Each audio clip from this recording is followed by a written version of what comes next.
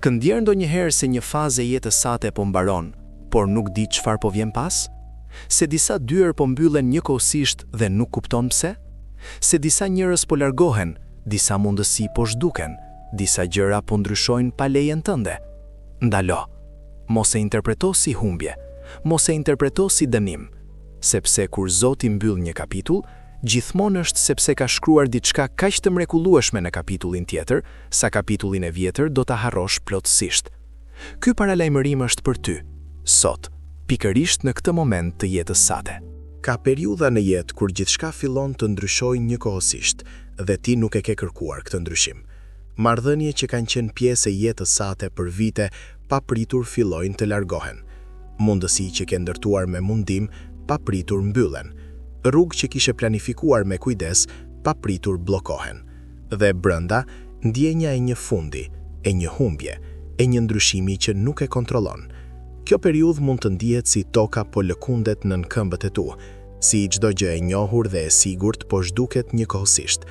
Por dëgjo, kjo ndjenjë nuk është shenjë se je në rrugë të gabuar, është shenjë se je në prag të diçkaje të re dhe të mrekullueshme. Kur Zoti lejon që gjërat të ndryshojnë pa lejen tënde, kur lejon që disa kapituj të mbyllen, gjithmonë është sepse ka hapur tashmë diçka kaq të madhe dhe kaq të mrekullueshme në të ardhmen tënde, sa nëse do ta shihje tani, do të qaje nga gëzimi, e jo nga frika. Sot do të zbulojmë së bashku çfarë ndodh kur Zoti mbyll një kapitull dhe pse gjithmonë ja vlen.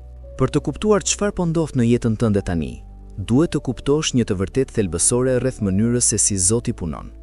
Zoti nuk mbyll kapituj nga mëria, nuk mbyll kapituj nga neglizhenca, nuk mbyll kapituj sepse të ka harruar, apo sepse ke bërë diçka të gabuar. Zoti mbyll kapituj nga dashuria, nga një dashuri kaq e thellë dhe kaq e plot, sa sheh gjithçka që ti nuk mund ta shohësh. Sheh fundin e historisë tënde, ndërkohë që ti sheh vetëm faqen aktuale. Sheh destinacionin, ndërkohë që ti sheh vetëm kthesën e vështirë. Sheh lavdinë e kapitullit të ri, ndërkohë që ti po qan për mbylljen e atij të vjetrit. Çdo kapitull që Zoti ka mbyllur në jetën tënde deri tani, kur e shikon mbrapa, ka qenë hapi i nevojshëm drejt diçkaje më të mirë. Marrëdhënia që mbaroi dhe të dhembi kaq shumë, hapi i nevojshëm drejt lidhjes së vërtet. Puna që humbe dhe të tronditi, hapi i nevojshëm drejt thirrjes së vërtet. Vendi që u detyrove ta lësh, hapi i nevojshëm drejt vendit ku duhej të ishe. Zoti mbyll kapituj me qëllim, me dashuri dhe me precizion të përsosur, sepse çdo mbyllje është hapje e diçkaje më të mrekullueshme. Si e di kur Zoti po mbyll një kapitull në jetën tënde? Ka shenja specifike dhe të njohshme, dhe ndoshta ndërkohë që i dëgjon sot, do të thuash, pikërisht kjo po ndodh me mua. Shenja e parë, njerëz të caktuar fillojnë të largohen nga jeta jote pavarësisht përpjekjeve tuaja për t'i mbajtur. Jo sepse ke bërë diçka të gabuar, por sepse misioni i tyre në kapitullin tënd të vjetër ka mbaruar. Shenja e dytë, mundësi dhe dyer që kishe ndërtuar me kujdes, fillojnë të mbyllen njëra pas tjetrës, pavarësisht përpjekjeve tuaja. Jo sepse nuk meriton, por sepse Zoti të ka rezervuar diçka të ndryshme dhe më të madhe. Shenja e tretë, ndjenja e brendshme e shqetësimit dhe parehatësisë në situata dhe vende që dikur të jepnin paqe. Kur Zoti të po zhvendos, ai e bën të parehatshëm atje ku je, por të motivuar të lëvizësh drejt ku duhet të jesh. Shenja e katërt, ëndra dhe vizione të reja, dëshira të reja, interesa të reja që po lindin brenda teje dhe nuk i ke pasur më parë.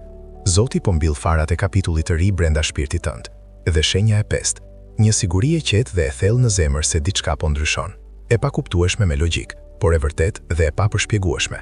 Tani që ke njohur shenjat, është koha të kuptosh çfarë specifike Zoti mbyll kur mbyll një kapitull. Dhe e vërteta mund të befasoj, sepse Zoti shpesh mbyll gjëra që ne i konsiderojmë të mira, të nevojshme dhe të rëndësishme. Gjëja e parë që Zoti mbyll janë marrëdhëniet që kanë arritur kufirin e qëllimit të tyre.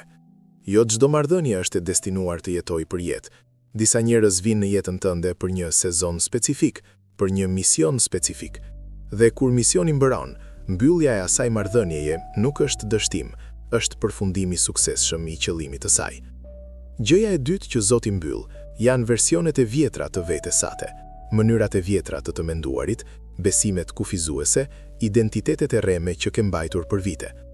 Kapitullin e ri nuk mund ta jetosh me mentalitetin e vjetër.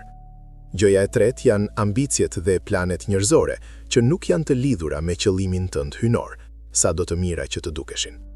Dhe gjëja e katërt, dhe ndoshta më e rëndësishmja, Zoti mbyll çdo gjë që po të pengonte të arrijej destinacionin e vërtet që ka planifikuar për ty. Çdo mbyllje është pastrim hynor, heqje e gjithçkaje që nuk i shërbente të ardhmes sate. Tani vjen pjesa që zemra jote ka pritur ta dëgjoj, çfarë po hap Zoti për ty në kapitullin e ri. Dhe dua të paralajmëroj, ajo që Zoti po përgatit është kaq e madhe, kaq e bukur dhe kaq përtej çdo gjëje që ke imagjinuar, sa mendja jote njerëzore mund ta ketë vështirë ta pranoj menjëherë. Por dëgjo me zemrën tënde, jo me mendjen.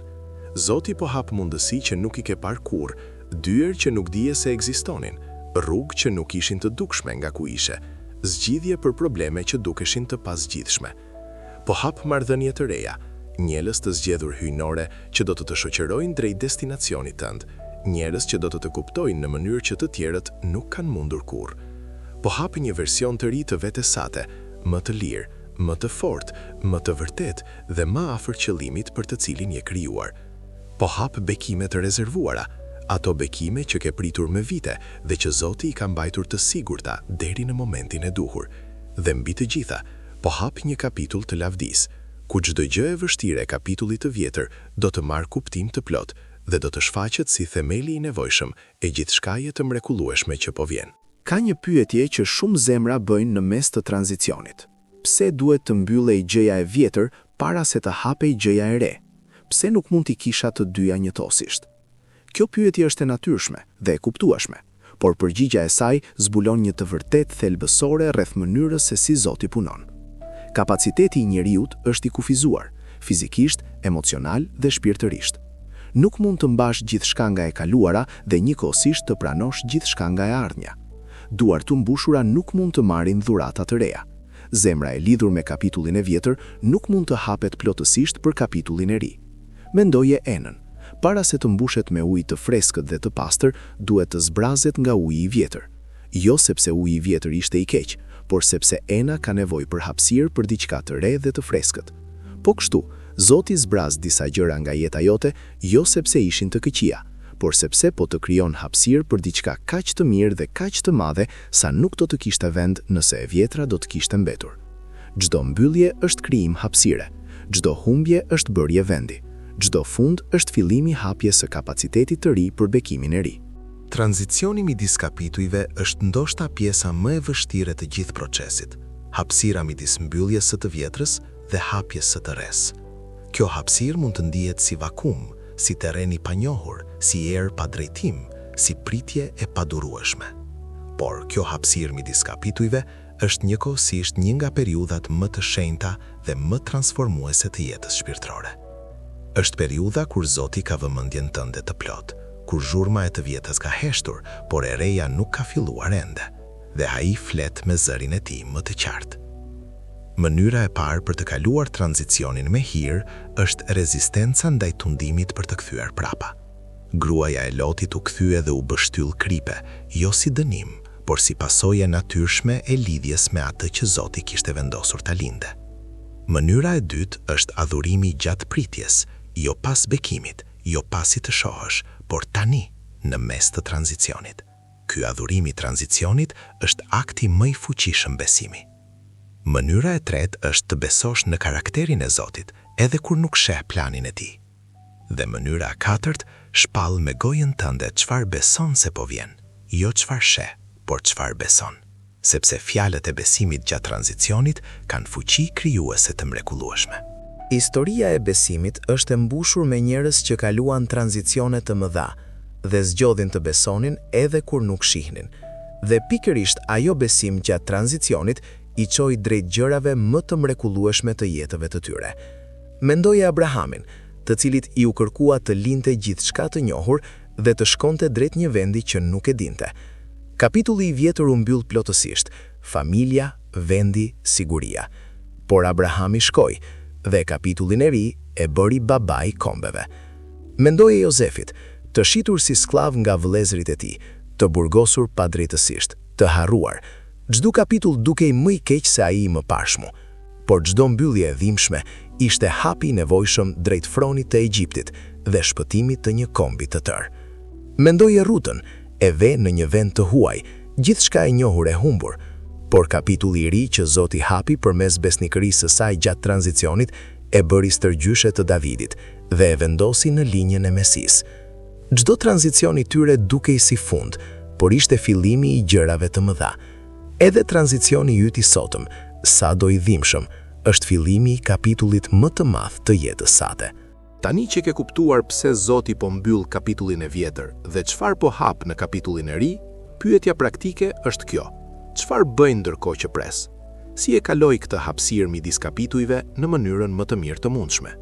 Hapi e parë është të lësh të shkojë me hir. Mos lufto kundër mbylljes. Mos u kap pas gjërave që Zoti po i lëshon. Mos u përpiq të ringjallësh marrëdhënie, mundësi apo situata që Zoti i ka mbyllur me qëllim. Lëshimi me hir është akti i parë i besimit në kapitullin e ri. Hapi i dytë është të investosh në zhvillimin tënd personal dhe shpirtëror gjatë tranzicionit.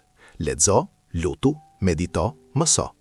Kapitullin e ri do ta jetosh me versionin e ri të vetes, dhe ky tranzicion është koha e përsosur për të ndërtuar atë version. Hapi i tretë është të qëndrosh besnik në gjërat e vogla, ndërkohë që pret gjërat e mëdha. Zoti vëzhgon besnikërinë tënde gjatë pritjes, dhe kjo besnikëri në të vogël hap rrugën për bekimin e madh. Hapi i katërt shpreh mirënjohje aktive çdo ditë për mbylljen e kapitullit të vjetër, jo sepse nuk dhemb, por sepse beson se çdo mbyllje është dashuri e maskuar. Dhe hapi i pestë shpall çdo ditë me besim. Kapitullin tim të ri është duke ardhur dhe është i mrekullueshëm. Kemi udhëtuar së bashku nëpër një të vërtetë që shpresoj ka ndryshuar mënyrën se si sheh gjithçka që po ndodh në jetën tënde tani. Kapitulli që po mbyllet nuk është fundi i historisë sate, është fundi i një faze dhe fillimi i diçkaje kaq të mrekullueshme sa vetë Zoti është i emocionuar të hap për ty.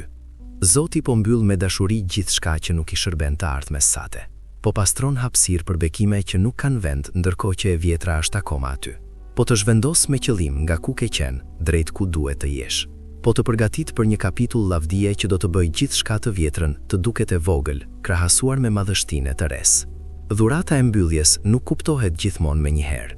Shpesh kuptimi vjen vetëm kur shikon mbrapa, kur nga lartësia e kapitullit të ri, sheh se çdo mbyllje e dhimbshme e kapitullit të vjetër ishte hapi domosdoshëm drejt mrekullin ku je tani.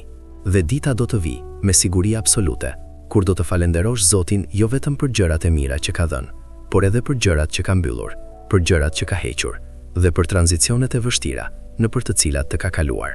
Sot dua të lëm me një vendim dhe një deklarat. Vendimi. Sot zgjedh të lësh të shkojë me hir çdo gjë që Zoti po mbyll në jetën tënde. Dhe deklarata. Thuaje me zë të lartë tani. Zot, besoj në kapitullin e ri që po hap. Besoj se ajo që po mbyll është duke hapur vend për diçka të mrekullueshme. Jam gati. Jam i hapur. Dhe pres me besim dhe gëzim gjithçka që ke përgatitur. Nëse kjo video preku zemrën tënde sot, shkruaj në komente kapitulli i ri dhe tregom çfarë kapitulli ndjen se Zoti po mbyll tani në jetën tënde. Dua ta di dhe dua të lutemi së bashku për kapitullin e ri të mrekullueshëm që Zoti po hap për ty. Ndaje këtë video me dikë që ndjen se një fazë e jetës së tij po mbaron, sepse ndoshta ky mesazh është pikërisht çelësi që ai person ka nevojë sot. Abonohu dhe aktivizo njoftimet, sepse çdo javë kemi mesazhe të reja që mund të ndryshojnë jetën tënde. Dhe mbaj mend gjithmonë, kur Zoti mbyll një kapitull, gjithmonë, pa përjashtim, po hap diçka të mrekullueshme.